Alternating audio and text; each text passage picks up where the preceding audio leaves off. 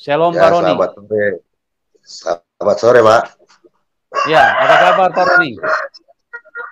Puji Tuhan, Pak. Baik. Ya, haleluya. Terima kasih Pak Roni sudah hadir. Dan teman-teman, kita akan dengarkan kesaksian yang luar biasa.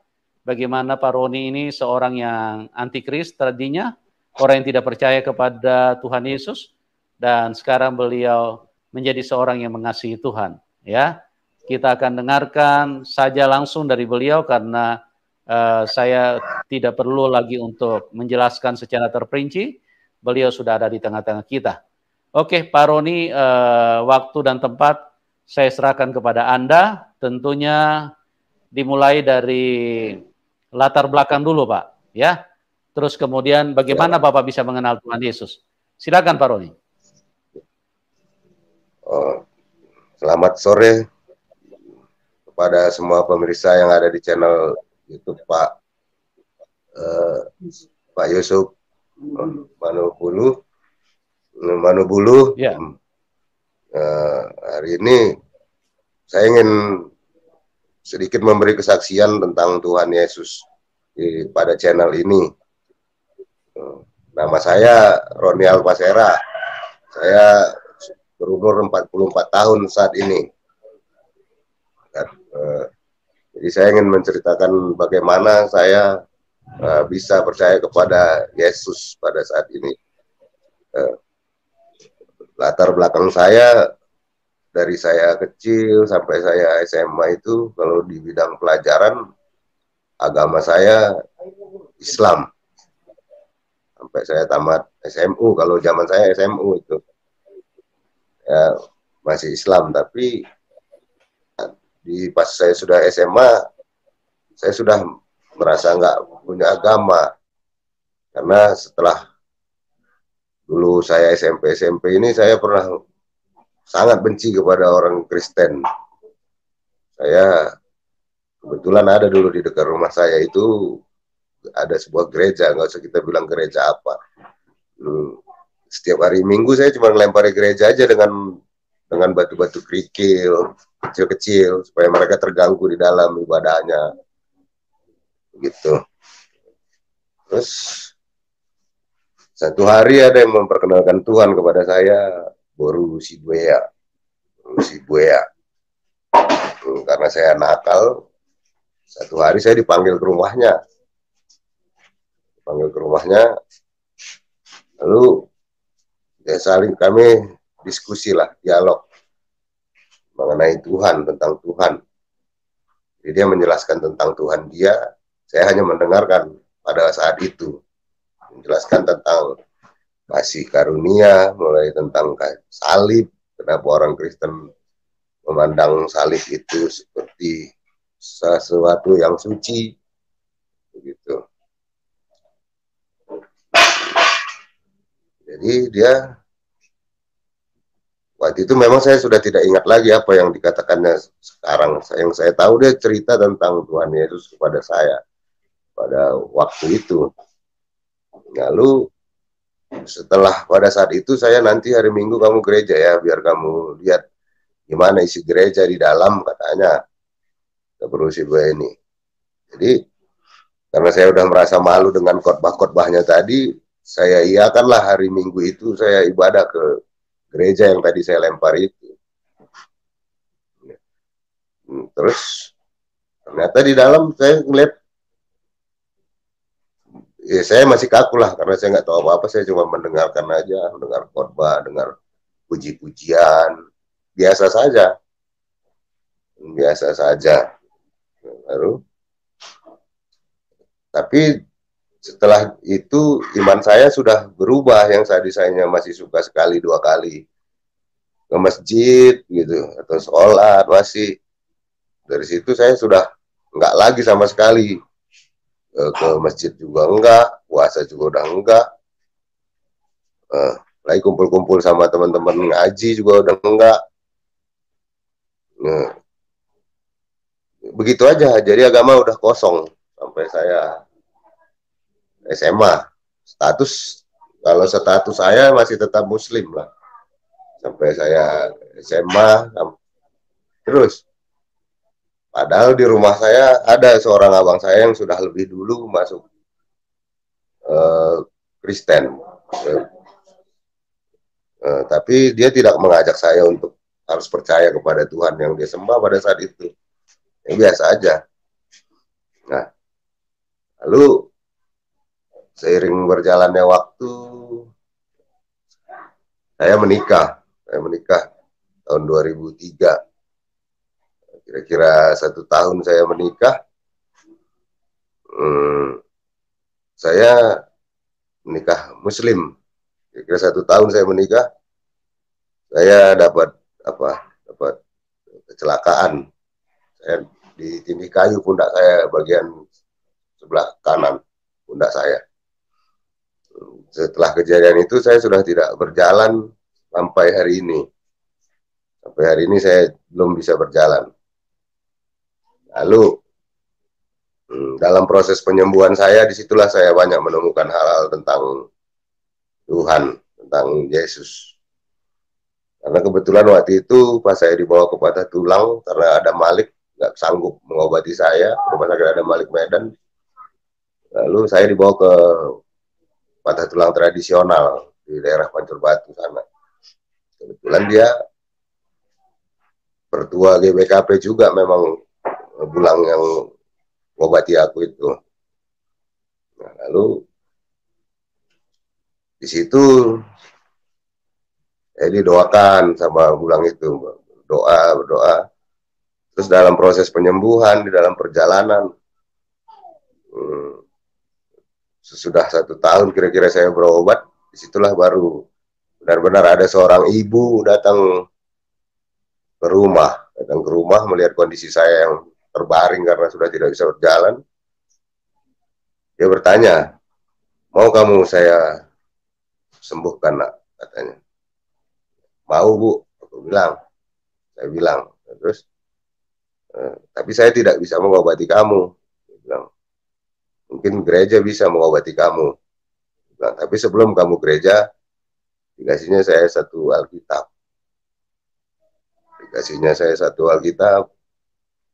Lalu saya baca-baca. Lalu saya baca-baca, mulai dari Injil Matius, Yohanes, Lukas, Markus, gitu.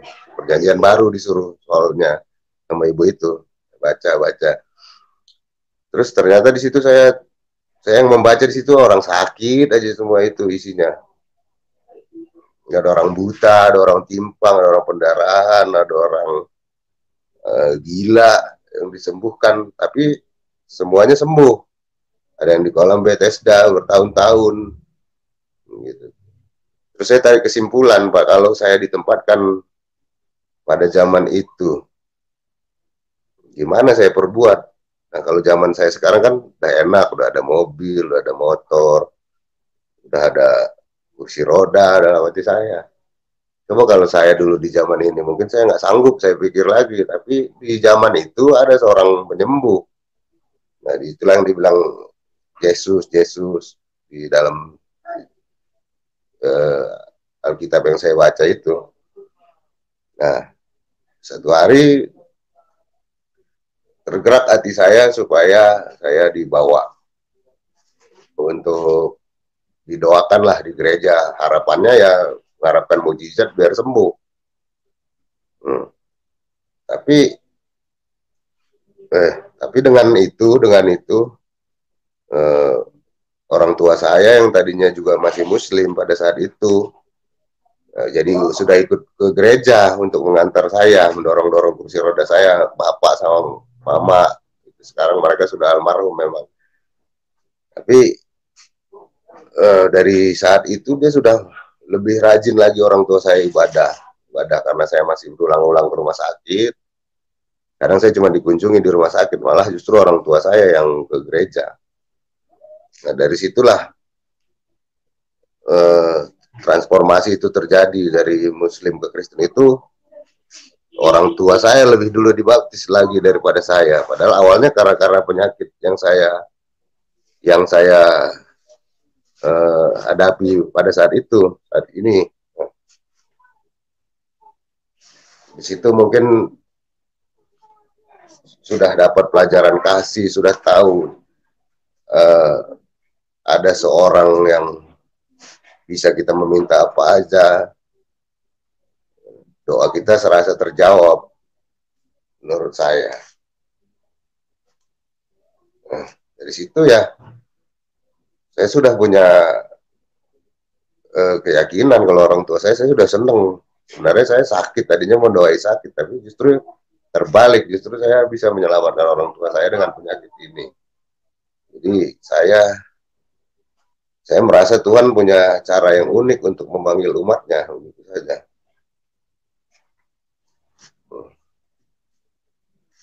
Nah, seiring berjalannya waktu, lama-lama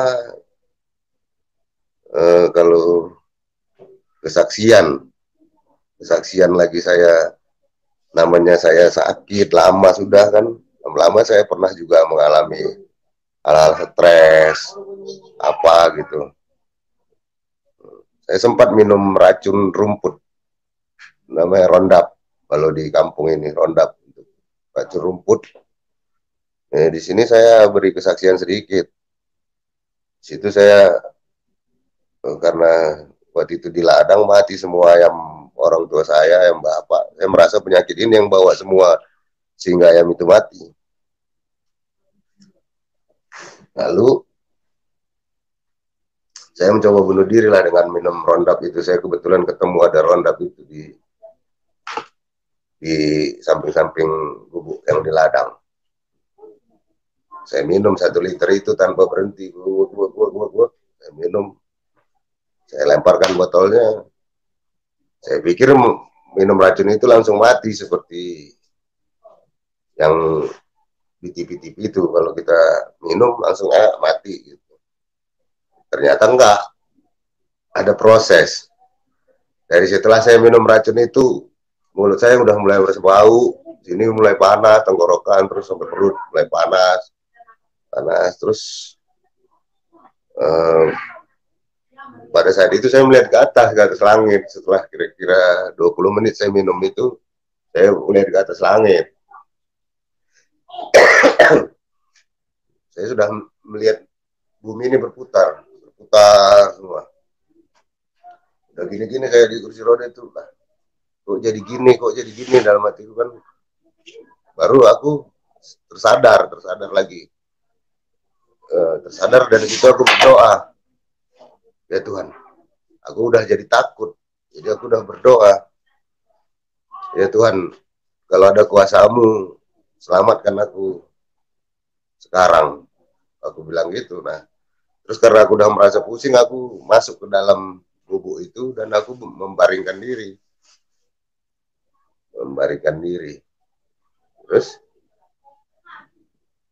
Terus pada saat itu Bapak datang gitu. Aku bilang, kita nggak usah pulang Pak. Nah, dalam hatiku karena saya sudah minum racun, takut nanti mati, nggak ada yang tahu, lagi di ladang. Jadi aku minta Bapak temani. Jadi, emang kau kenapa, katanya dengan ucapan yang lemah. Aku bilang nggak apa-apa, aku temani aja aku bilang, maksudnya supaya nanti aku mati sudah ada yang tahu, sudah Bapak nanti tinggal bilang sama orang kampung dalam hatiku. Dan ternyata Tuhan berproses dalam diri saya. Mungkin setelah doa saya tadi, saya bisa diselamatkan. Karena esok paginya saya terbangun, ternyata saya masih hidup. Dari situ saya mikir lagi, kenapa Tuhan, kenapa? Kok saya mau mati aja susah banget kayaknya gitu. Padahal hidup aja udah tersiksa. Tapi lama-lama ada saya dengar, kayak ada dengar inilah yang saya dengar, katanya, masih ada yang mau dipertemukan dengan engkau, dia bilang begitu. Yang saya dengar, oh berarti saya mau ketemu dengan orang-orang yang belum pernah saya ketemu dalam hati saya. Nggak lama dari situ kembali saya ke Jakarta.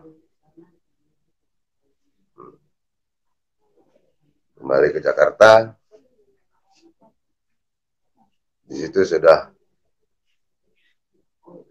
masuk-masuk ke panti, saya mulai aktif, mulai menjadi penyemangat buat orang-orang panti. Saat ini saya pas sudah berangkat ke Jakarta, situ saya mulai diberkati dari tahun berapa, 2000 berapa, terus payah sudah.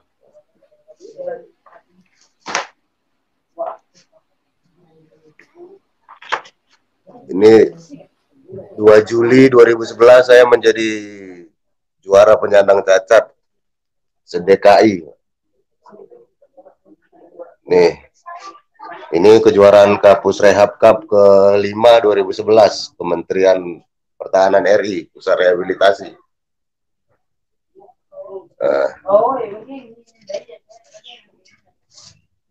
Inilah pengalaman-pengalaman saya yang bisa menjadikan saya kesaksian di sini. Saya, padahal di antara yang lain, teman-teman saya Muslim, kebanyakan di Jakarta. Kita satu-satu dari desa bisa tiba-tiba juara dibikin Tuhan, padahal kita nggak punya kemampuan apa-apa.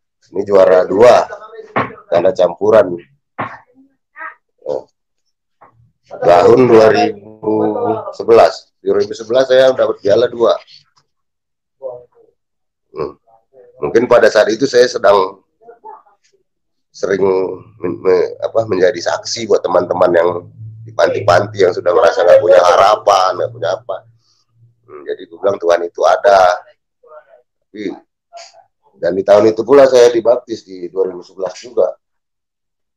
Dari saya kecelakaan masih lama prosesnya untuk saya menjadi seorang Kristen, tapi di tengah-tengah perjalanan untuk saya dibaptis ini sudah banyak sekali kesaksian. Ini di CWS Belagio saya dibaptis di Kuningan sana, Pak. Disitulah mulai 2011 lah saya mulai memang benar-benar menjadi anak Tuhan, gitu. Jadi mukjizat yang saya rasakan yaitu tadi selamat dari minum racun, terus orang tua saya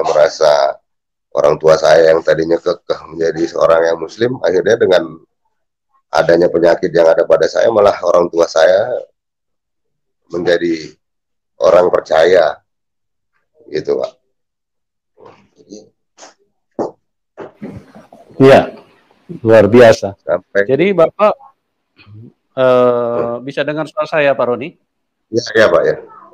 Ya, jadi Bapak pada 2011 itu sudah percaya kepada Tuhan Yesus, ya? Sudah, Pak, tapi kan kejadiannya saya ini kan tahun 2004, baru saya menjadi anak Tuhan itu dari 2011-nya, sudah dibaptisnya. Oh, kejadian Bapak sakit itu 2004? Iya. Nah, 2011 itu apa yang membuat Pak Roni mau menerima baptisan? Mau ikut percaya Tuhan Yesus? Di situ saya sudah rutin ibadah setiap hari Sabtu, hari Minggu. Saya memang waktu itu tidak tetap gereja saya. Tapi saya ada satu panti tempat saya ibadah setiap hari Sabtu, Pak. Nah, terus kadang kalau diajak ke gereja saya masuk. Itu yang akses buat saya, karena saya menggunakan kursi roda, bukannya saya malas gereja, cuman karena gerejanya nggak akses, saya nggak gereja. Gitu, Pak. Jadi sejak 2011 itu Bapak sudah yakin bahwa Tuhan Yesus itu adalah Tuhan? Iya, sudah, Pak. Karena kalau sudah kita menerima baptisan berarti kita sudah percaya. Iya. Karena pengalaman-pengalaman. Pada titik mana yang membuat Pak Roni menjadi begitu yakin bahwa Tuhan Yesus itu adalah Tuhan? Saya pernah dapat mimpi juga, Pak. Mimpinya seperti apa, Pak? Di mimpi itu saya dapat lagu, Pak. Lagu yang belum pernah saya dengar. Jadi satu hari itu saya sepertinya masuk ke dalam gereja. Masuk ke dalam gereja, yang bentuk gereja itu yang dulu saya lempari. Jadi bangkunya panjang begini, kayak gereja lama itu masih. Gerejanya panjang bangkunya. Terus pas saya duduk di belakang, ada dua di depan saya, dua wanita nengok ke belakang, lihat ke saya. Roni katanya. Iya kan, iya, bilang. Roni nggak ikut tawuran katanya.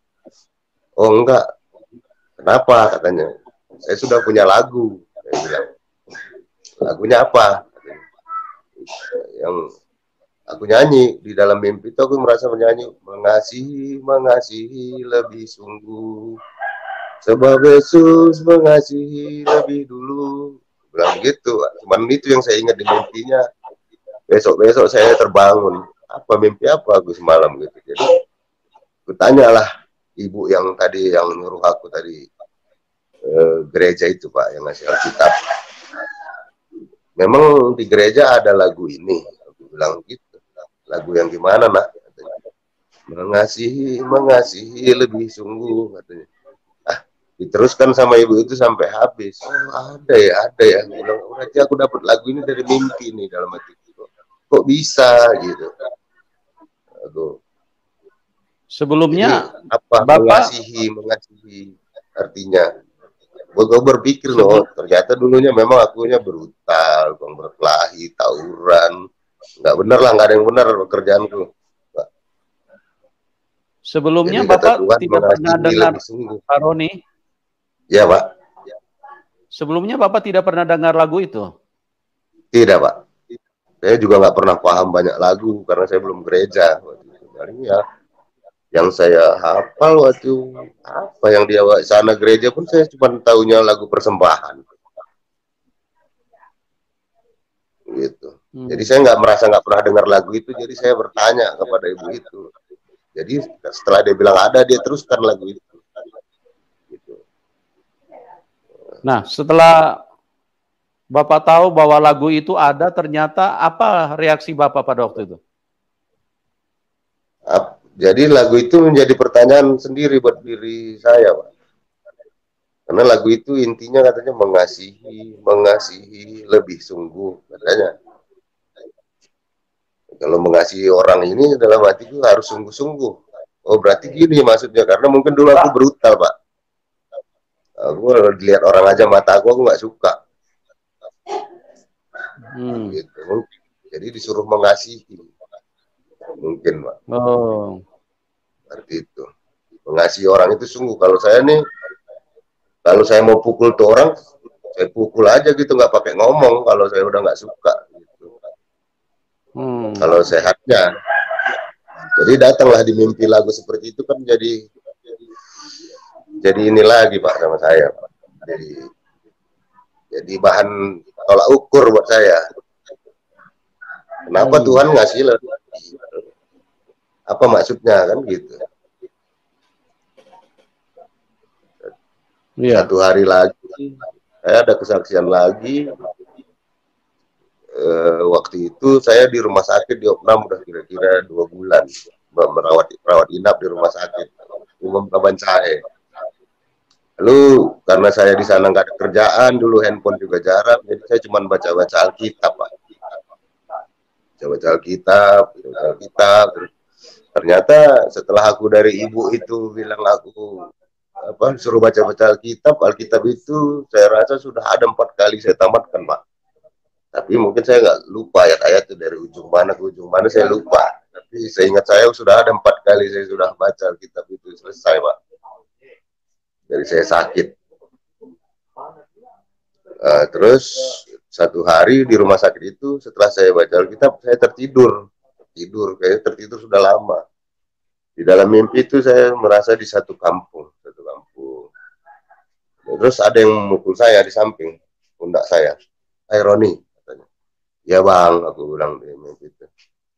Dia tunjuk, kau tahu kampung itu, katanya. Iya bang, kenapa bang? Kampung itu. Di kampung itu kau bisa minta apapun. Kau mau kaya, mau hebat, mau kebal, semua bisa di kampung itu, katanya. Baru terakhir dia bilang, bahkan Roh Kudusmu sendiri pun bisa kau panggil, katanya. Kayak gitu. terbangun saya pagi-pagi. Pada saat itu saya kira-kira sakit 6 bulan, Pak. Setelah kejadian, saya masih pakai kateter.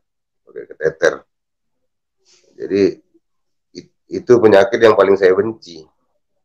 Penyakit yang paling saya benci karena kateter itu harus diganti seminggu sekali, paling lama 10 hari sekali. Itu paling saya benci. Ya, penyakit. Terus setelah malam itu saya mimpi, saya pagi kata perawat, "Bang, nanti sebentar lagi Pak Roni mau ganti kateter," katanya. Terus saya bilang, "Iya, suster, sebentar lagi kita ganti." Tapi setelah dicabut, saya bilang jangan dipasang dulu. Soalnya semalam saya mimpinya aneh ini. Saya bilang, "Masa," katanya, "Roh Kudus semua kepanggil?" Katanya gitu dalam hatiku. Soal aku kan jahat, nggak mungkin. Roh Kudus itu kan roh suci, nggak mungkin Roh Kudus bisa bersatu dengan yang jahat. Dalam hati saya, hitam nggak mungkin bercampur dengan yang putih dalam hatiku. Terus kira-kira dicabut lah kateterku, kira-kira duduk aku 15 menit, seperti ada yang mau keluar. Ternyata saya mau buang air kecil pada saat itu, dan saya ketawa pada saat itu. Ternyata inilah arti mimpi itu. Dari saat itu, Pak, walaupun tidak lancar sekali, saya sudah bisa buang air kecil, nggak pakai kateter lagi mulai semenjak saat itu. Itulah kesaksian saya, Pak. Makanya saya tertarik akan Tuhan Yesus. Tuhan Yesus bekerja, Tuhan bekerja secara unik kepada saya. Mungkin bukan penyakit saya yang masih belum sembuh sekarang, tapi orang tua saya sudah selamatkan. Itu jadi kebanggaan sendiri buat saya, Pak.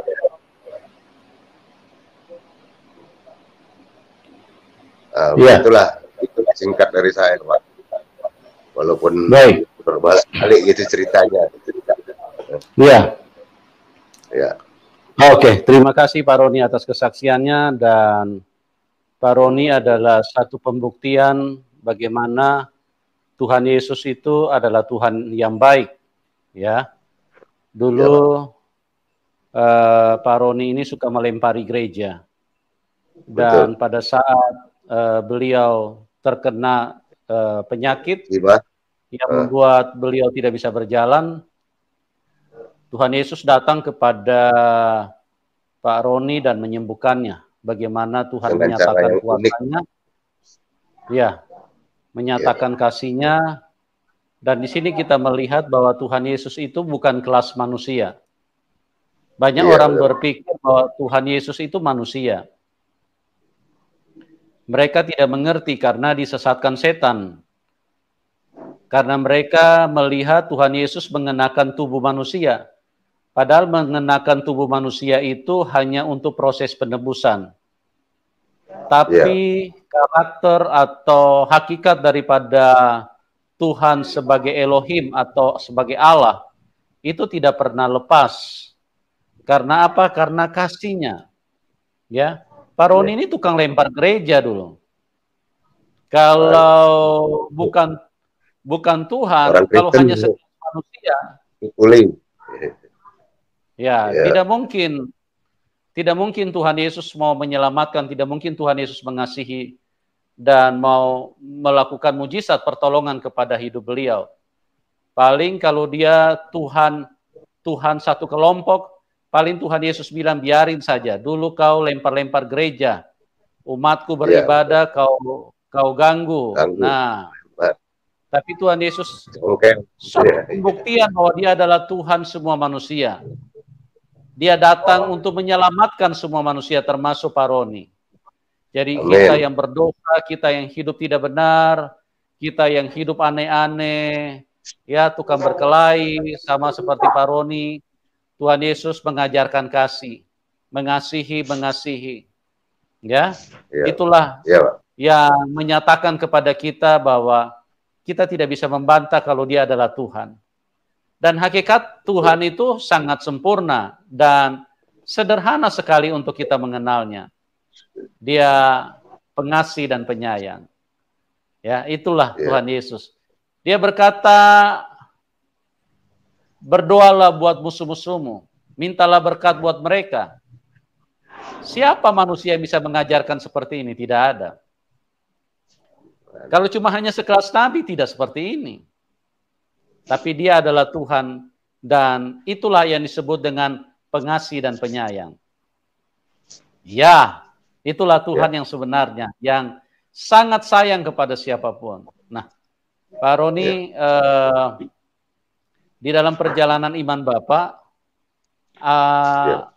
apakah setelah Bapak percaya Tuhan Yesus, bagaimana tantangan yang Bapak hadapi? Misalnya, mungkin Bapak ada yang tidak sukai atau membenci atau apa?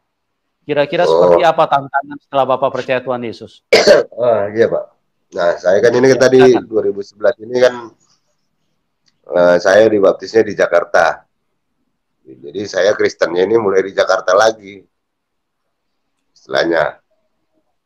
Nah, di Jakarta ini saya kan banyak kawan-kawan yang tadinya tahu saya Islam, kok sekarang saya kan dengan kondisi saya nggak pernah ke masjid lagi. Bahkan mereka lihat saya udah ke gereja. Gitu. Tantangannya ya gimana ya?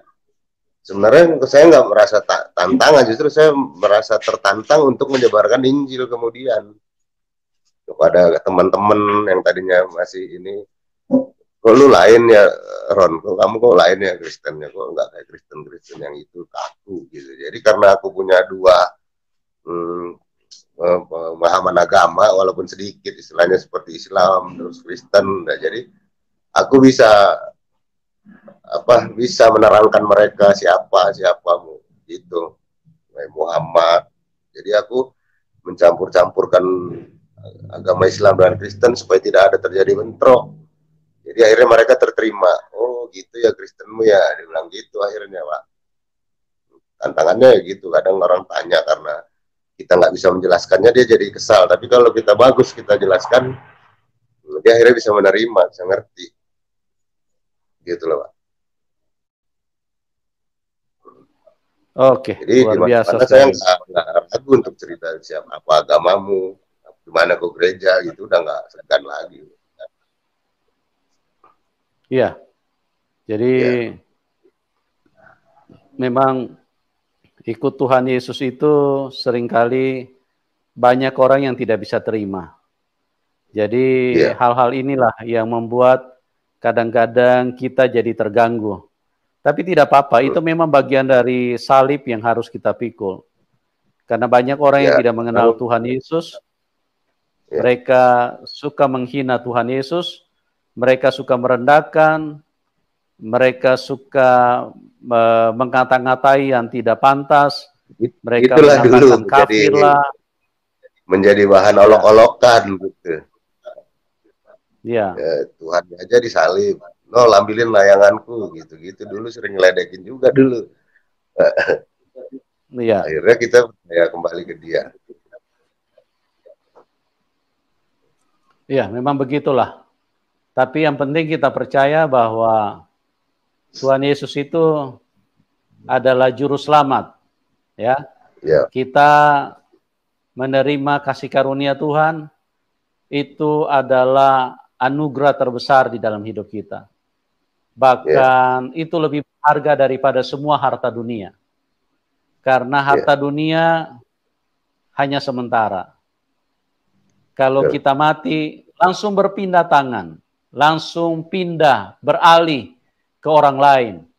Bahkan kalau dia tidak punya anak, akan langsung beralih jatuh ke keluarga, ke orang lain. Nah, inilah yang kadang-kadang tidak disadari manusia, betapa semua harta kekayaan dunia ini bersifat sementara dan tidak boleh menjadi prioritas kita. Kadang-kadang kita mencari harta dunia sampai lupa bahwa Tuhan itu baik. Sampai kita lupa bahwa Tuhan Yesuslah yang bisa menyelamatkan kita. Jadi itulah yang terjadi, dan saya berdoa supaya apa yang dibagikan oleh Pak Roni bisa menjadi berkat buat teman-teman yang ada di dalam link ini. Nah, Pak Roni, mungkin dari perjalanan hidup Anda banyak mujizat yang dialami ya setelah ikut Tuhan Yesus. Nah, kira-kira mujizat apa yang paling berkesan di dalam hidup Bapak? Mujizat apa yang membuat Bapak semakin kuat di dalam Tuhan Yesus?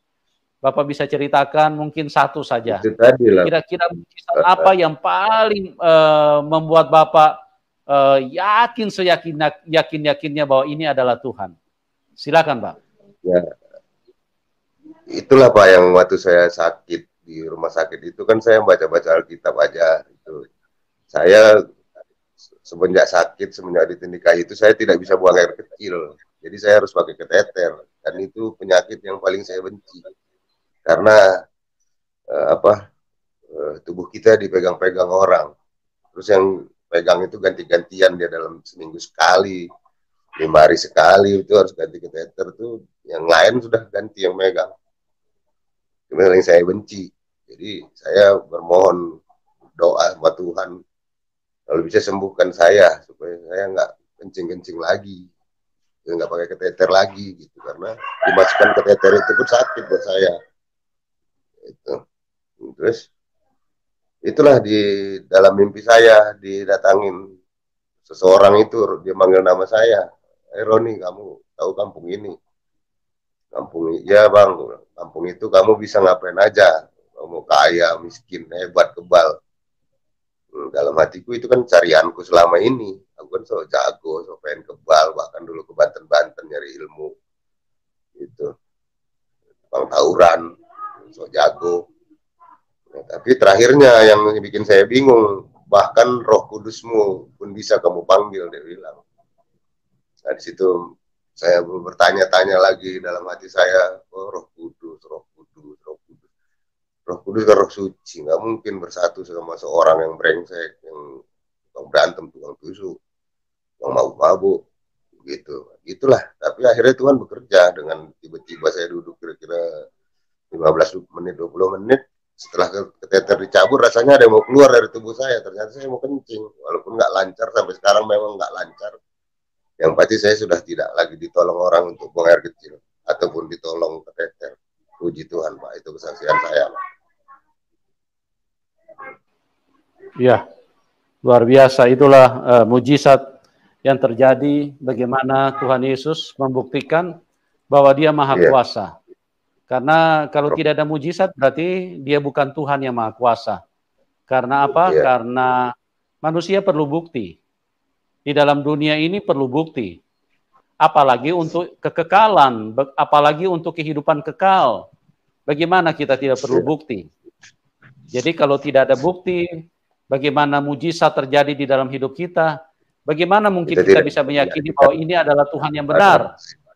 Nah, itulah yang terjadi dengan seorang Roni yang mengalami kuasa Tuhan, yang mengalami kasih Tuhan, yang mengalami mujizat Tuhan, sehingga hidupnya sekarang menjadi seorang yang mengasihi Tuhan.